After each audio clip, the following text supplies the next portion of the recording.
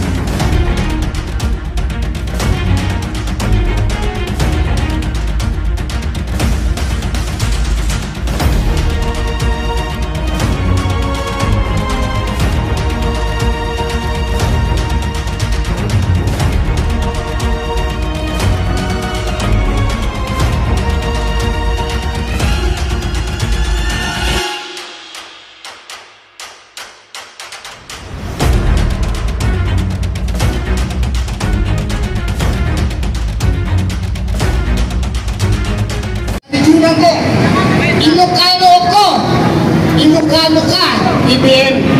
Pero, hindi ko mo, Ilocano ka, at Ilocano ko ay hindi ako kikibo. Dahil, regardless of your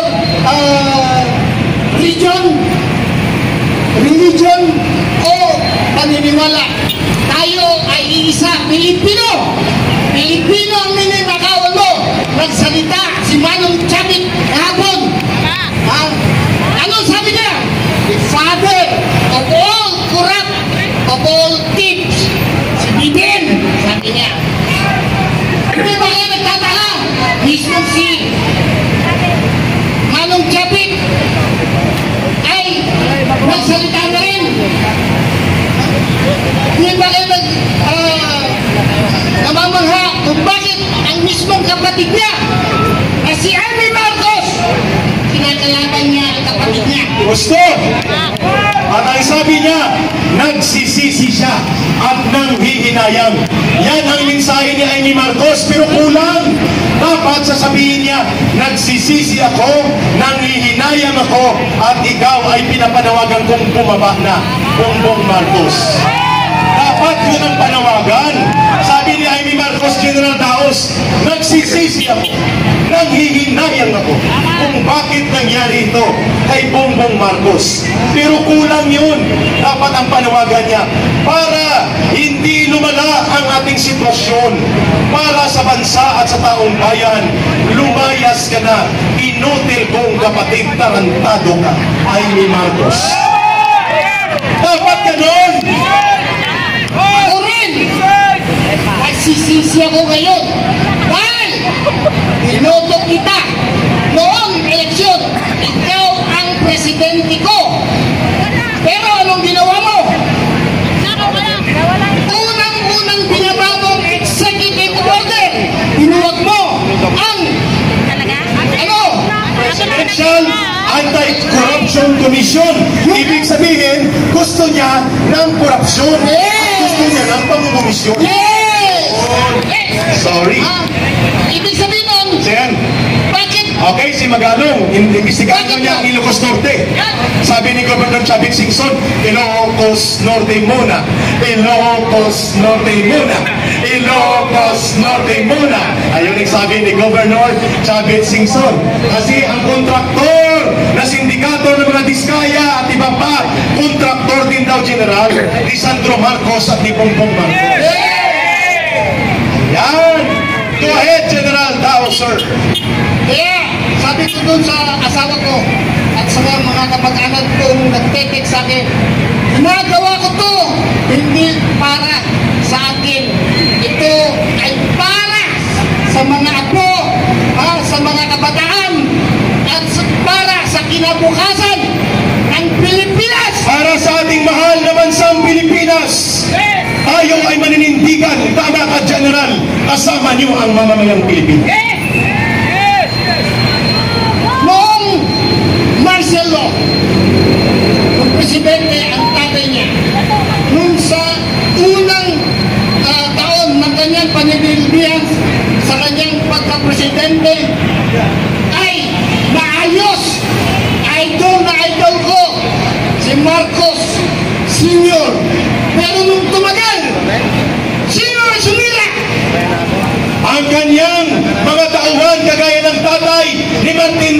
Romualdez na si Kokoy Romualdez at ang kanyang kapatid na si Madam Imelda Romualdez. Na ngayon, Romualdez din po ang sindikato sa gilid ni Marcos. Si Martin Sindikato Romualdez. Tama! Marcos resign! Marcos resign! Ayun. Nung umupo ka, Presidente, ikaw, BBM, iba ang expectation ko dahil Ilocano ka. Sincere, ang mga Ilocano, karamihan ay mga sincere sa kanyang gawain, sa kanyang pananalita. May isang salita. May isang salita, pero ikaw, number one kang sinungaling. At mambubudol! Sinungaling! Mambubudol pa! Sino si Marcos? Sinungaling! Mambubudol pa! Sino si Marcos? Sinungaling! Mambubudol pa! Hindi nyo narinig?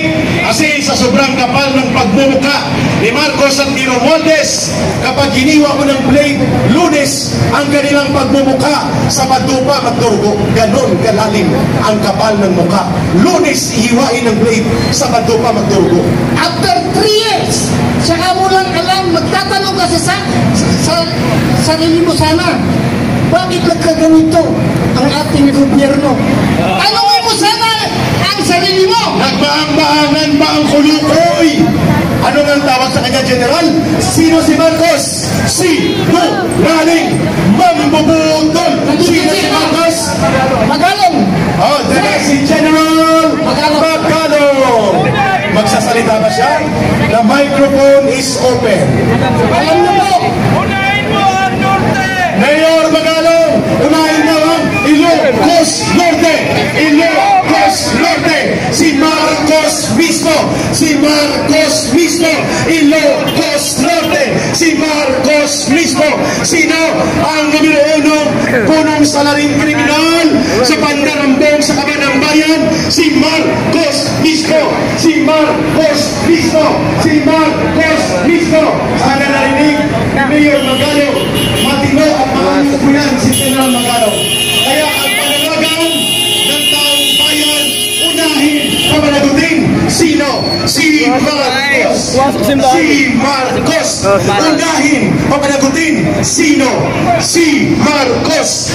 Si Marcos. Ayun. may sasabihin sana ako kay Mayor Magalong. Pumunta ka, number 1, pero hindi mo pinuntahan lahat ng mga flood control projects. Ayun. Mismo sa barangay ko, La Union. sa La Union, puntahan mo, nandun, nakatiwangwang ang flood control project sa Dili Puntot Suwam. O, nag-umpisa na. Tuwing nagbaba doon, tinatawag ako para mag-rescue. Kawawa ang mga tao doon. Pumasok po si Mayor Magalong Tapos, bakit ang mga retiradong general ay naninindigan instead na manahimik na lang? Bakit kayo sumasama sa paniningil ng panawagang palayasin na ang gobyerno ito? Alam ko, hindi lang retirado, marami sa active duty, hindi lang sila pagsalita dahil nga bawal. Kaya kami mismo ang nagpo-front sa mga uniform personnel na ayaw namin ng korupsyon.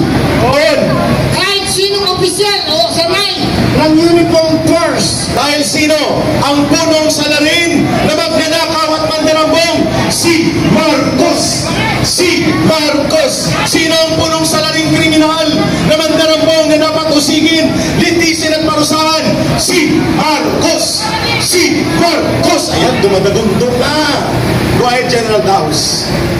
Ako'y umapila.